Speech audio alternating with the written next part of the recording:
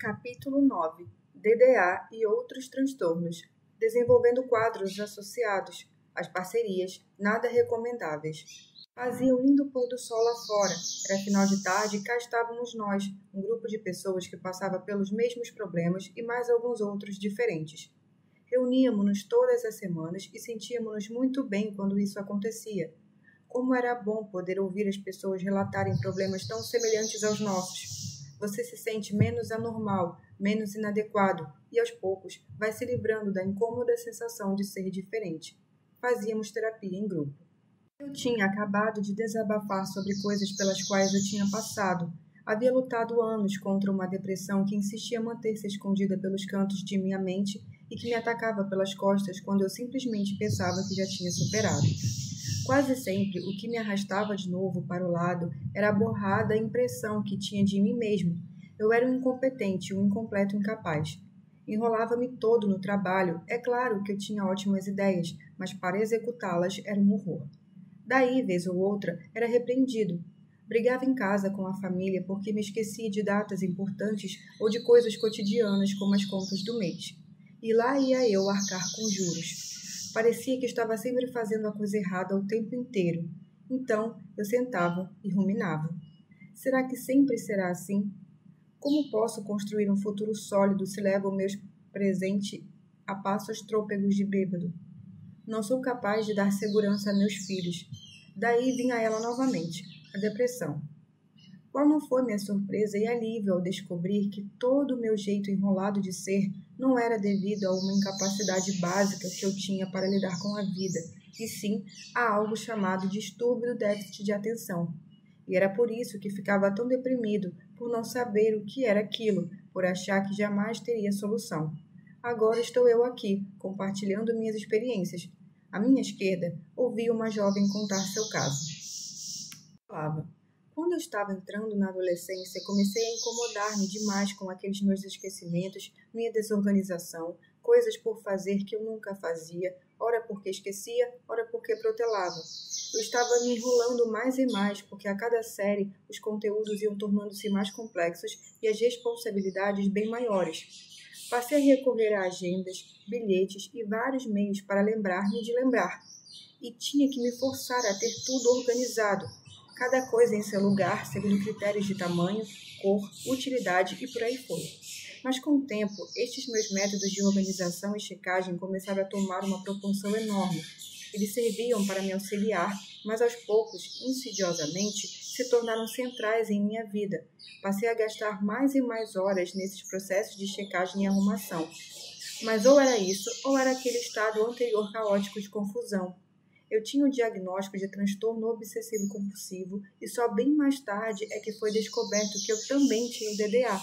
E não sei se eu estou viajando, mas se de repente tive que desenvolver todos esses meus rituais de organização para combater minha distração de DDA. Em seguida falava um rapaz à minha frente. Ele dizia ter sido sempre muito perfeccionista e preocupado com tudo. Também não se perdoava por ser desorganizado e agora estava contando sobre o seu primeiro ataque de pânico. Lá fora, estrelas já cintilavam as primeiras horas de uma noite clara. Quando nos demos conta, a sessão já estava terminando. Em grande parte dos casos, o DDA não vem sozinho. Ele pode vir em dupla, em trio e, o que felizmente não é comum, até em bando. O que significa isso? Estamos falando de algo que, em psiquiatria, chama-se comorbidades, ou seja, um ou mais transtornos psiquiátricos em coexistência com um transtorno primário de base. Obviamente, isso contribui em muito para agravar o quadro, obrigando o médico a atacar em várias frentes. Comumente, esses transtornos acessórios desenvolvem-se secundariamente como consequência do transtorno primário, pois o desconforto e o sofrimento causados por este atingem de tal forma a vida de uma pessoa que outras síndromes vêm somar-se à pré-existente. No caso do DDA, a distração, os frequentes esquecimentos, a desorganização, a perene sensação de que algo está errado, a costumeira protelação de tarefas que causam muitas ansiedades, são características que podem fazer com que a pessoa DDA acabe por desenvolver transtornos associados como ansiedade generalizada, depressão, pânico, fobias, etc. No entanto, ainda há outros transtornos específicos que acompanham o DDA, não porque são consequências dele, mas porque parece haver uma íntima relação em suas origens biológicas. As mesmas alterações bioquímicas e ou funcionais parecem estar envolvidas em transtornos como o DDA e a dislexia, por exemplo. Entretanto, neste livro, procuramos esmiuçar somente os transtornos comórbidos, mais frequentes e com mais os quais temos deparados incontáveis vezes em nossa atuação profissional, acompanhando o sofrimento de pessoas que não só têm um comportamento DDA, como também outros problemas fortemente relacionados. DDA com ansiedade generalizada. Ansiedade generalizada é o transtorno da preocupação interminável e ruminante. São aquelas pessoas que se organizam em torno da antecipação de problemas e ficam percrustando o ambiente à caça de perigos e complicações. Tão logo o indivíduo ansioso consiga resolver algo que o aflige, imediatamente parte à busca de outra aflição. Como não consegue relaxar, permanece pairando em um mal-estar indefinível e subjetivo que, por vezes, se manifesta nos mais variados problemas somáticos, quase sempre causados pela sobrecarga imposta ao organismo pela alta quantidade de adrenalina constantemente despendida.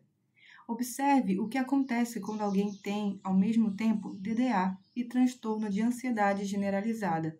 Imagine aquela DDA distraída que vive esquecendo suas coisas pelos cantos, inclusive documentos importantes de trabalho. Conhecendo bem esta sua incômoda característica, que já a colocou em várias saias justas, ela põe-se em alerta todo o tempo.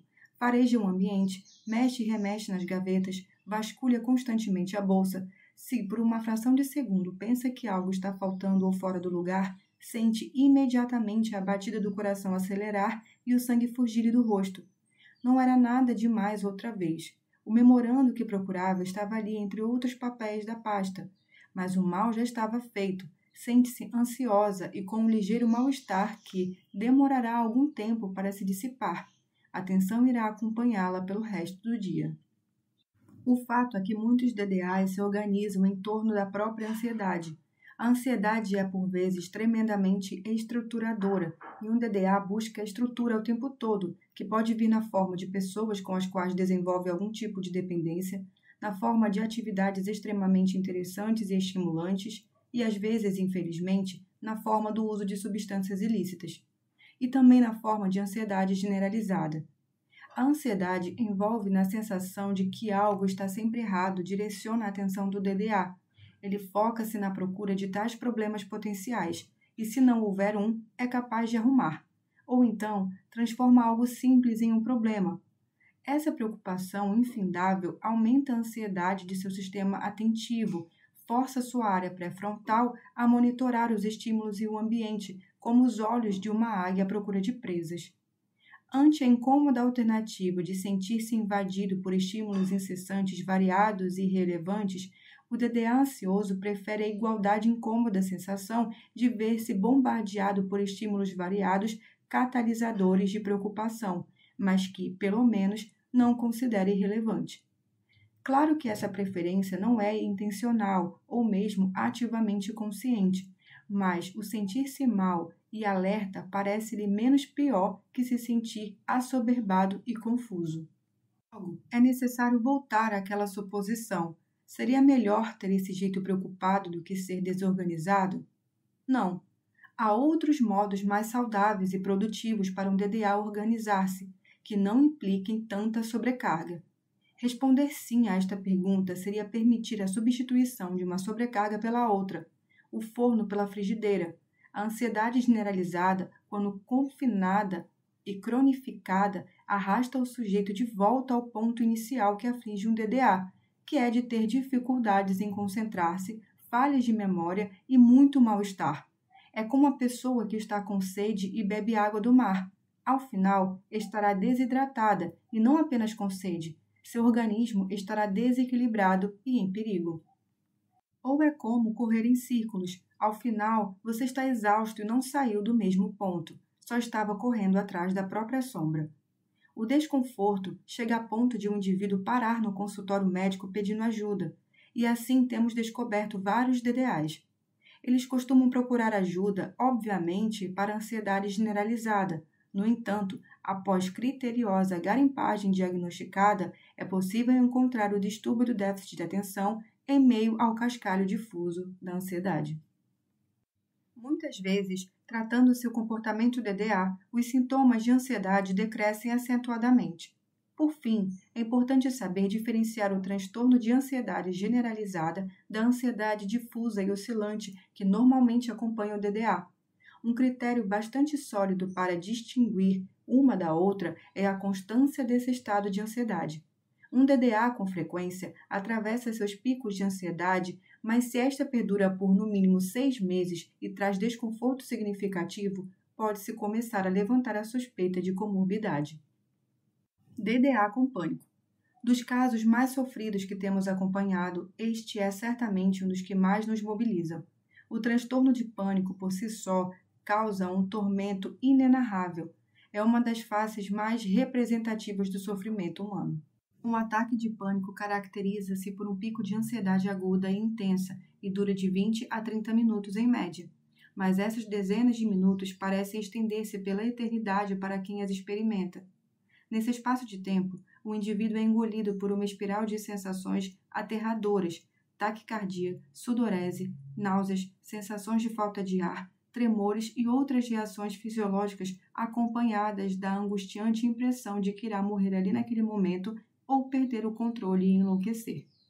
Muitos relatam a nítida sensação de desrealização e de forte estranhamento de si mesmo e do ambiente. Frequentemente, o medo de vir a sofrer novamente um ataque ocupa de tal modo a mente de uma pessoa que ela acaba por desenvolver transtorno de pânico. O transtorno se caracteriza pela ocorrência repetida de ataques de pânico. Como já foi dito, quem sofre desse transtorno preocupa-se de tal modo em ter outros ataques que desenvolve uma série de formas de auto-monitoração. A pessoa já acorda atenta para sinais de que algo errado pode estar germinando em seu organismo. Sente a batida do coração, pode mesmo escutá-la. Monitora sua frequência respiratória, a tensão de seus músculos e a firmeza de suas mãos. Enfim, torna-se superconsciente do seu estado interno e qualquer mínima alteração sentida pode desencadear a apreensão antecipatória. Por vezes, essa expectativa ansiosa pode desencadear mais um ataque, visto que a mais ínfima modificação no organismo é percebida como intensa preocupação, a qual, por sua vez, pode desencadear mais ansiedade, que é percebida com mais apreensão ainda e sintomas, que se fundem em uma crescente expectativa cada vez mais catastrófica. Culmina-se, por fim, na experiência vertiginosa do ataque de pânico. Círculo vicioso que se alarga e contrai-se repetidamente. É preciso rompê-lo. Tais ligeiras variações em nossos processos fisiológicos passam completamente despercebidas por quem não sofre desse transtorno. E mesmo que sejam percebidas, não são interpretadas como sinal de que algo está indo mal em nosso corpo. Assim, é desencadeada a apreensão ansiosa que caracteriza o transtorno de pânico. É um círculo vicioso que se alarga e contrai-se repetidamente. É preciso rompê-lo. Tais ligeiras variações em nossos processos fisiológicos passam completamente despercebidas por quem não sofre desse transtorno, e mesmo que sejam percebidas, não são interpretadas como sinal de que algo está indo mal em nosso corpo. Assim, não é desencadeada a apreensão ansiosa que caracteriza o transtorno de pânico.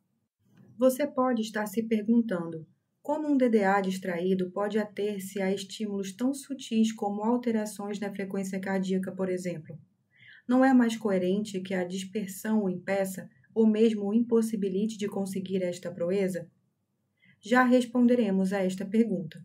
Por ora, é importante trazer à mente o poder organizador que a ansiedade representa para um DDA. Ele pode debater-se com sua ansiedade em um nível basal, mas esta pode, eventualmente, atingir um pico característico de um ataque de pânico. Se ele tiver a predisposição biológica, poderá desenvolver o transtorno de pânico. A porta está aberta. E, em acréscimo, se tiver a suscetibilidade psicológica, isto é, tendência a preocupar-se com doenças e morte, a receita está formada. A porta não só está aberta, como também escancarada. É importante também lembrar o fato de o termo DDA, déficit de atenção, estar sendo considerado atualmente errôneo ou incompleto, bem como relembrar que o que ocorre de fato é a inconstância de atenção, variando da incapacidade em mantê-la a sua intensa e prolongada focalização em algum estímulo. Assim sendo, a questão pode ser esclarecida.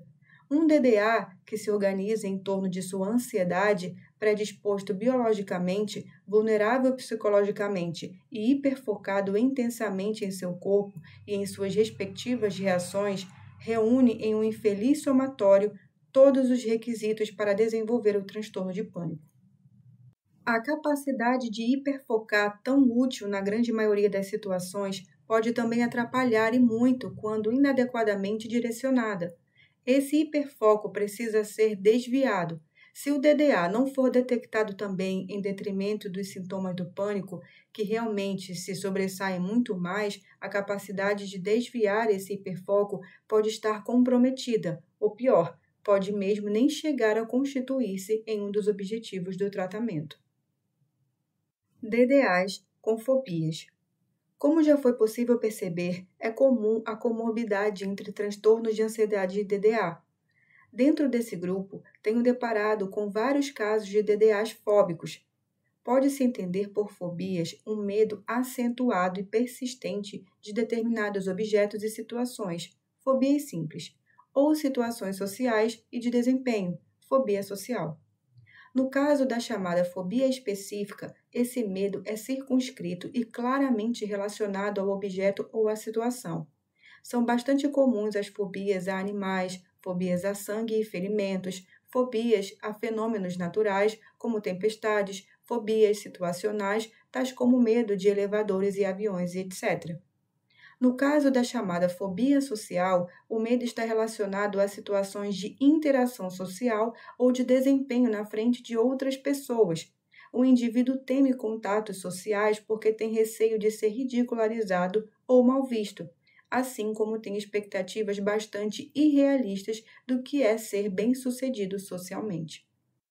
Assim como na depressão e no pânico, os transtornos relacionados à fobia estão associados a disfunções serotoninérgicas. Tais disfunções também cumprem seu papel no DDA, embora de forma secundária. O DDA pode também ser relacionado a fobias, principalmente a social, sob outro enfoque. Não é muito difícil imaginar o porquê. Se uma pessoa que tem a DDA e ao mesmo tempo tem a vulnerabilidade biológica à fobia social tiver crescido em um ambiente crítico e punitivo, certamente será temerosa em relação a situações de interação social. Crianças e adolescentes DDAs são muito suscetíveis a receberem reprimendas sociais por variados motivos. Pela impulsividade que muitas vezes os expõe em situações difíceis, fazendo-os cometer gafes. A distração que os coloca alheios a detalhes importantes em interações sociais contribui igualmente para as frequentes gafes. As eventuais dificuldades com linguagem que provocam situações difíceis quando trocam ordens de sílabas em palavras e destas em uma frase, isso quando não acontecem aqueles constrangimentos brancos totais, que os deixam sem saber o que dizer quando a palavra parecia estar na ponta da língua. Enfim, crianças e adolescentes DDAs podem receber uma série de sinais sociais negativos que os levam a desenvolver uma autoimagem debilitada. Alguns tentam tornar-se palhaços do grupo para serem populares e lidarem melhor com isso, mas outros podem buscar no comportamento de fuga e evitação de contatos sociais o meio de não se expor ao escrutínio de outras pessoas. A adolescência é um período crítico na vida de uma pessoa e forma o caldo de cultura perfeito para o desenvolvimento da fobia social. Nesse período é que se iniciam tipicamente os sintomas desse transtorno de ansiedade. Com a predisposição biológica e o empurrãozinho de fatores sociais típicos dessa fase, um jovem DDA já corroído por uma baixa autoestima e desalentado por críticas externas pode acabar desenvolvendo um medo intenso de situações de interação social que podem ser circunscritas e limitadas a algumas situações, como segurar copos em público e apresentar-se para uma plateia, como podem estar generalizadas para toda e qualquer situação e causar intenso sofrimento e limitações. Um Um DDA que sofra também de fobia social pode acabar jogando todo o seu talento pela janela, já que deixará de expressar sua criatividade e inventividade porque não se julga capaz de defendê-la e sustentá-la. Certamente terá um desempenho acadêmico e laboral bem abaixo de suas capacidades, porque não pode nem pensar na possibilidade de se expor e mostrar o que tem de melhor. No trabalho, principalmente, pode ter poucas chances de ascensão, uma vez que reluta em aceitar responsabilidades maiores e recolher-se às penumbras de sua potencialidade. Pode estar escondido ali um talento desperdiçado, como podemos confirmar em alguns casos que acompanhamos. A boa notícia é que, com um tratamento adequado, talentos ocultos podem ganhar o mundo externo ao invés de permanecerem cerrados em si mesmos. DA com transtorno obsessivo-compulsivo. Não tem sido incomum em nossa clínica nos depararmos com DDAs que também têm transtorno obsessivo-compulsivo. Quem conhece algo a respeito do transtorno deve estar se perguntando: mas como? O transtorno obsessivo-compulsivo é justamente aquele que nada tem a ver com DDA. Realmente, tais condições possuem características tão díspares que, curiosamente, podem acabar sendo complementares. Antes de nos atermos nesse ponto, primeiro falaremos um pouco sobre o TOC para quem não o conhece. O TOC é um transtorno de ansiedade caracterizado por pensamentos, imagens ou ideias intrusivas, obsessões e que causam desconforto e sofrimento considerados difíceis de controlar. Para diminuir a ansiedade e o desconforto ocasionados por tais pensamentos, as pessoas que sofrem de TOC lançam mão de rituais comportamentais ou mentais, compulsões, com o intuito de neutralizar ou prevenir as imaginárias consequências nefastas associadas aos pensamentos e assim reduzir a ansiedade e o sofrimento. Na grande maioria dos casos, o indivíduo reconhece que os pensamentos obsessivos são destituídos de sentido ou não possuem embasamento real, além de admitir que são produtos de sua própria mente. Em alguns indivíduos, essa percepção é falha, ou seja, o insight é bastante pobre. No caso de crianças, também não se espera que elas reconheçam o caráter de estranheza e ausência de sentido desses pensamentos, uma vez que ainda não desenvolveram esse nível de autopercepção. Como, por exemplo, pode-se citar aquela pessoa que mantém objetos e utensílios ordenados em rígida sequência e que experimenta a acentuada sensação de incômodo se encontrar algo fora do lugar. A pessoa que lava as mãos repetidamente porque é assaltada por pensamentos desconfortáveis acerca de estar contaminada por germes, ou aquela pessoa que checa repetidamente os trincos e fechaduras porque não consegue se desvencilhar da preocupante ideia de que elas podem ter sido esquecidas abertas. O tempo perdido com a realização dessas compulsões é significativo, mais de 1 hora por dia, e frequentemente causa prejuízo ao desempenho no trabalho ou na escola, já que a ocorrência das ideias ou imagens obsessivas prejudica a concentração necessária à realização de tarefas e o cumprimento dos rituais compulsivos implicam gasto de tempo e energia. Além disso, o sofrimento relacionado às obsessões e à consequente ritualização pode ser de tal forma incômodo ao indivíduo que ele pode passar a isolar-se e a evitar locais e situações que possam evocar as obsessões e compulsões. Em alguns casos extremos, a pessoa deixa de sair de casa, assim fatalmente sucumbirá à depressão. Aliás, o TOC tem uma alteração bioquímica em comum com a depressão: as disfunções serotoninérgicas. Como será visto no capítulo referente à etiologia, a serotonina também cumpre seu papel no DDA, embora sem a mesma preponderância que a dopamina e a noradrenalina. De qualquer forma, há mais em comum entre o DDA e o TOC do que a sigla de 3 letras. Pessoas com DDA que têm uma vulnerabilidade biológica e genética para o TOC podem acabar sendo mais suscetíveis a desenvolvê-lo do que pessoas que não tenham DDA. Como o DDA é assaltado por estímulos, ideias e imagens que não consegue filtrar eficientemente, a probabilidade de ter pensamentos considerados desagradáveis e desencadeadores de ansiedade aumenta dramaticamente.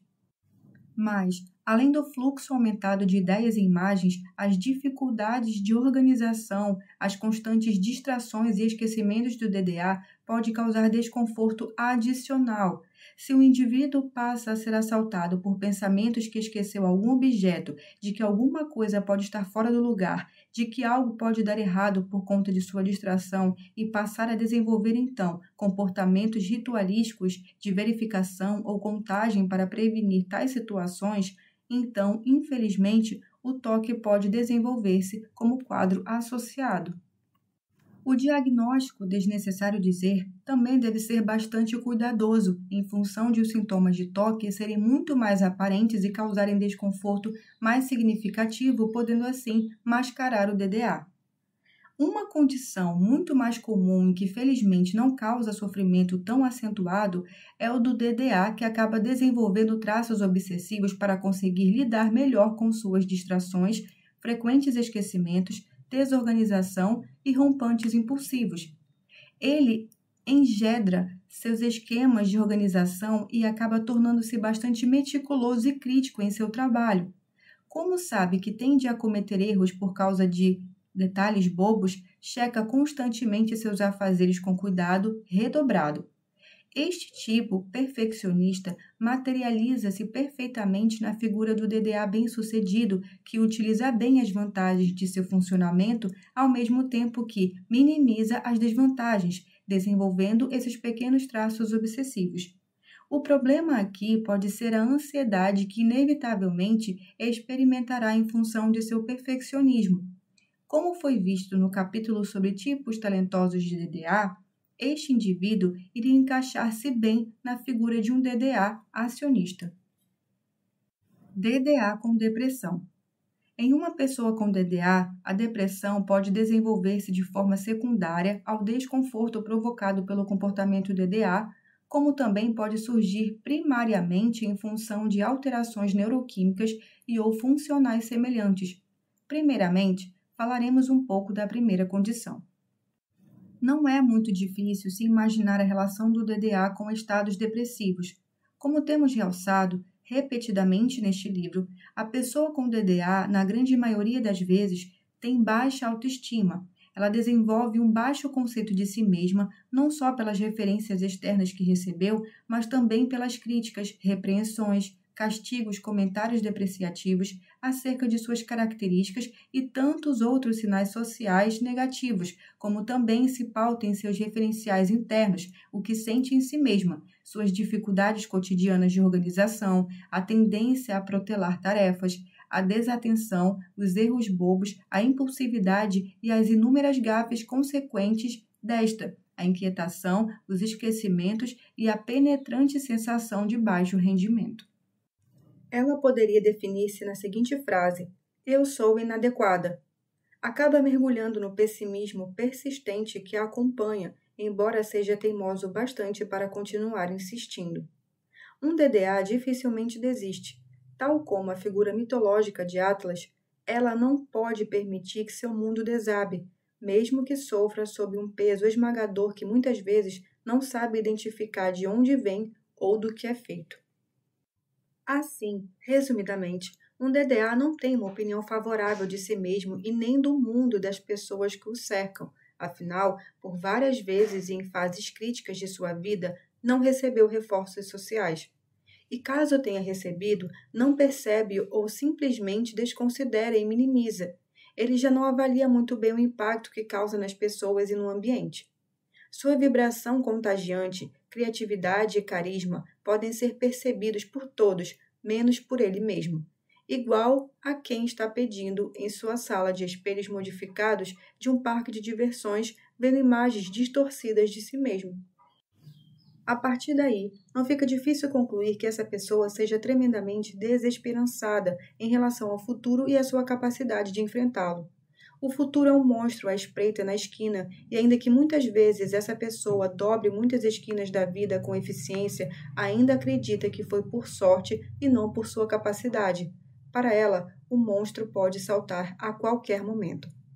Essa situação, muito comum de se sentir remando contra a maré, predispõe o DDA a um estado de depressão que, ao nosso ver, representa muito mais um estado de exaustão em função da grande quantidade de energia dissipada pelo próprio comportamento DDA e suas consequências cotidianas nos mais diversos âmbitos de sua vida, profissional, social, afetivo e familiar. Por outro ângulo, temos o fato de que provavelmente o DDA e depressão compartilhem alterações semelhantes. Ver capítulo sobre a origem do DDA. Estudos sugerem tal possibilidade, já que alguns medicamentos antidepressivos revelam-se eficazes no tratamento do distúrbio de déficit de atenção quando prescritos em baixas doses. Assim, é bastante provável que as duas condições coexistam em que seja biologicamente vulnerável e os sintomas de uma acabem por agravar as da outra e vice-versa. De fato, já nos deparamos com vários casos de depressão em que, após criteriosa investigação, revelou-se também um distúrbio do déficit de atenção, até então oculto pelos sintomas mais evidentes das alterações de humor. Aliás, é necessário que o médico seja bastante cuidadoso com a questão da instabilidade humoral. Normalmente, o indivíduo que tem DDA já apresenta oscilações de humor bastante acentuadas, às vezes em curtos espaços de tempo. Diferenciar esse sobe e desce afetivo, característico do DDA, de um quadro realmente depressivo é de importância vital, pois implica alterar inclusive a conduta medicamentosa. Para diagnosticar-se a depressão, deve-se observar a consistência do quadro clínico, em contraposição à labilidade dos estados de humor de um indivíduo com DDA. DDA com transtorno bipolar do humor. O transtorno bipolar, às vezes, pode ser confundido com DDA porque ambos os transtornos envolvem um alto nível de energia e atividade. A característica mais marcante do transtorno bipolar é a intensa variação do humor, indo do poço mais fundo da depressão aos píncaros da exaltação e do entusiasmo desarrazoados. No entanto, embora o DDA também possua mudanças de humor súbitas, o que diferencia as duas síndromes é a intensidade. O bipolar sempre desce mais fundo e alça voo mais alto. A amplitude entre os estados de humor extremos é bem maior que no DDA. Um DDA pode ser visto como agitado, entusiasmado e elétrico, e ter justamente seus pontos fortes em características tais como essas, sendo admirado por isso com frequência. Na pessoa com transtorno bipolar e que esteja em fase eufórica, dificilmente será vista da mesma forma. As pessoas logo percebem que algo está errado e frequentemente consideram bastante desagradável. A pessoa em crise eufórica fala aos jorros, sem pausa, e salta de um tópico a outro sem nenhuma conexão aparente ou plausível entre os assuntos, assim como costuma discursar sobre a importância de si mesma. Pode tornar-se irritadiça e até agressiva, perde completamente as estribeiras, esbanja somas de dinheiro que muitas vezes não tem, coloca-se em empreitadas arriscadas, perde a noção do perigo. Ela não tem limites. Quando entra na fase depressiva, cai no fundo do poço e um pouco mais ainda. Não parece a mesma pessoa, mas é, só que murcha e desbotada. Saber diferenciá-los também é importante na medida em que há a possibilidade de uma pessoa apresentar os dois quadros. Muitas vezes, o DDA passará completamente despercebido por entre os sintomas muito mais floridos do transtorno bipolar. Mas o DDA pode estar presente e não será adequadamente tratado. O médico perceberá que o tratamento não estará sendo tão eficiente como costuma e poderá ter dificuldades se não perceber os rastros deixados pelo DDA no solo caótico do transtorno bipolar. Saber identificar esses rastros é uma tarefa desafiadora que requer observação cuidadosa e dedicada.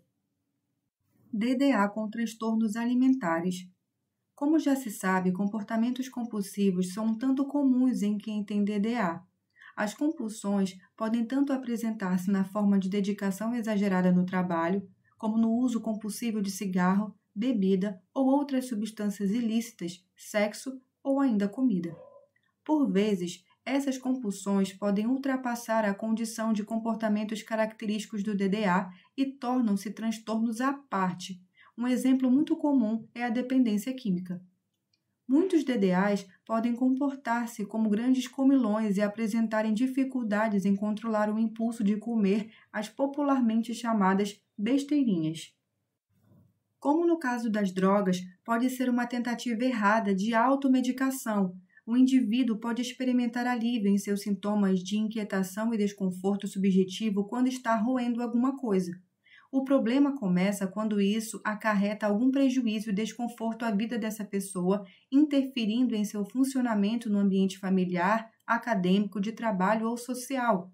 Em alguns casos, pode realmente existir comorbidade com algum transtorno alimentar, tais como o transtorno de comer compulsivo, a bulimia e a anorexia nervosa. Os dois últimos não são tão comuns como comorbidades associadas ao DDA, pelo menos não a ponto de despertarem nossa atenção terapêutica. Diríamos que, dentre os transtornos alimentares que já observamos em alguns dos nossos pacientes DDAs, o transtorno de comer compulsivo é o mais comum, seguido de longe pela bulimia e anorexia nervosa. Quando o DDA deixa de atacar a geladeira para comer suas besteirinhas, para assim apaziguar sua tendência à compulsão e passa a ingerir grandes quantidades de alimentos, muitas vezes organizando-se em torno disso, pode estar apresentando o que se chama de transtorno de comer compulsivo. A pessoa simplesmente não consegue controlar seus desejos de ingerir alimentos, esteja com fome ou não. Aliás, não se dá tempo de sentir fome. Seu organismo está constantemente sobrecarregado com a função digestiva e isso pode acarretar problemas no aparelho gastrointestinal, bem como em outros órgãos. O transtorno do comer compulsivo costuma levar o indivíduo a procurar ajuda em função dos prejuízos mais visíveis em seu aspecto físico, como, consequentemente, comprometimento com sua autoestima. Não é incomum esses pacientes procurarem como primeiro tratamento médicos especializados nos mais diversos tipos de dietas antes de terem seus problemas relacionados aos sistemas DDA. Portanto, é bastante útil questionar esses pacientes acerca de sintomas característicos de DDA, bem como de outros transtornos. DDA com transtorno de conduta e ou transtorno desafiador opositivo. Transtorno de conduta e transtorno desafiador opositivo são dois distúrbios infantis bastante perturbadores e que causam muita consternação. Crianças com esses distúrbios são mais do que rebeldes ou problemáticas. A criança com transtorno de conduta apresenta comportamentos desajustados, tais como violações de regras, agressões, podendo chegar à crueldade física, atos delinquentes, precocidade sexual e um padrão consistente de desrespeito ou desconsideração aos direitos e sentimentos alheios, entre outros.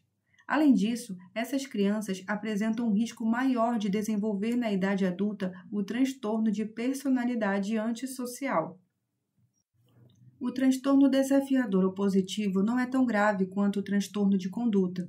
Crianças com esse transtorno apresentam um padrão de desafio e desrespeito a figuras de autoridade e às regras estabelecidas, mas o prognóstico não é tão preocupante quanto o primeiro e não apresenta o mesmo nível de agressão, delinquência e crueldade.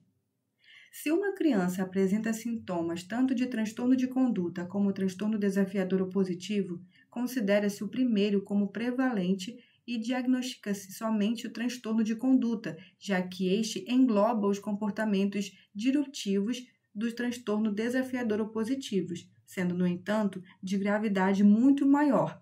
Além disso, normalmente o transtorno desafiador opositivo é considerado como antecedente do transtorno de conduta. Em algumas crianças com esses transtornos, observam-se também sintomas do distúrbio do déficit de atenção. Assim, uma criança com transtorno de conduta ou desafiador opositivo também pode apresentar distúrbio do déficit de atenção com hiperatividade e impulsividade.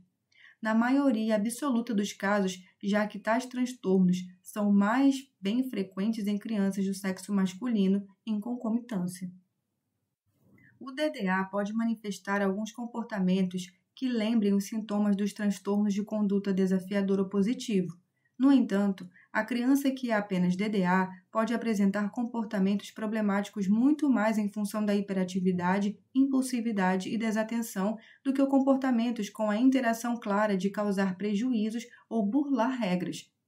Uma criança DDA, por exemplo, pode deixar de seguir uma ordem porque não está atenta o suficiente ou porque tem dificuldades em realizar a tarefa até o final, mas jamais porque realmente seja sua intenção principal desafiar a pessoa que o fez e então desrespeitar alguma regra. Há uma distinção clara de temperamento.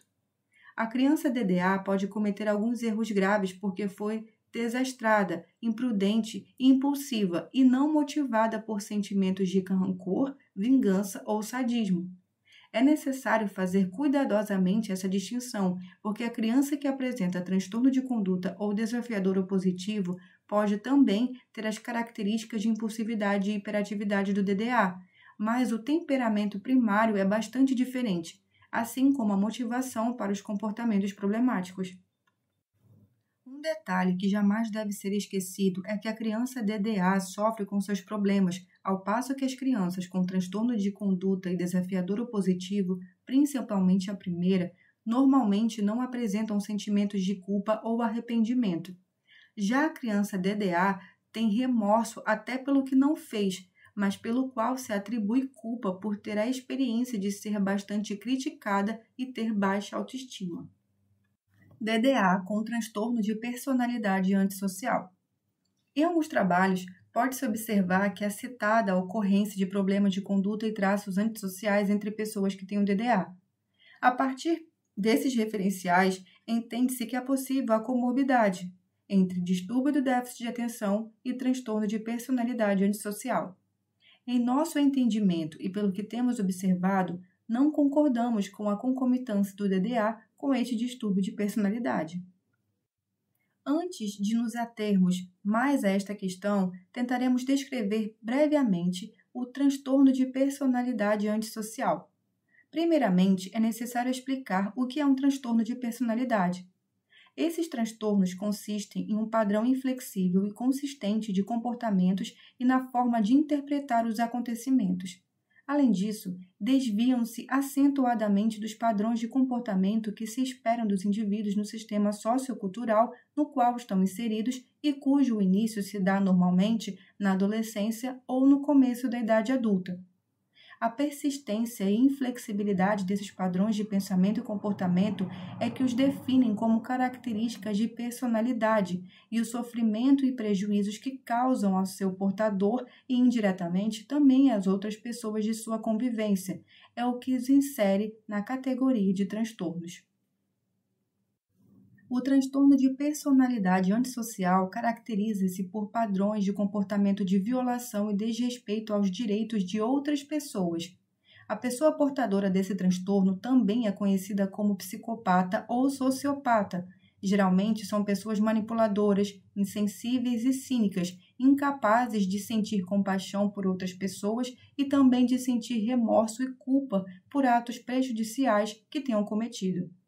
Essa ausência de remorso é devida não só à indiferença afetiva, já que essas pessoas apresentam uma completa ausência de empatia por outras, como também pelo não reconhecimento de regras e costumes sociais.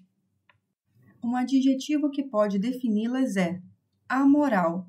São indivíduos que normalmente já apresentam indícios do transtorno na infância, quando se faziam notar sintomas de transtorno de conduta. Ter um transtorno de conduta quando criança aumenta o risco de desenvolvimento do transtorno de personalidade antissocial na idade adulta.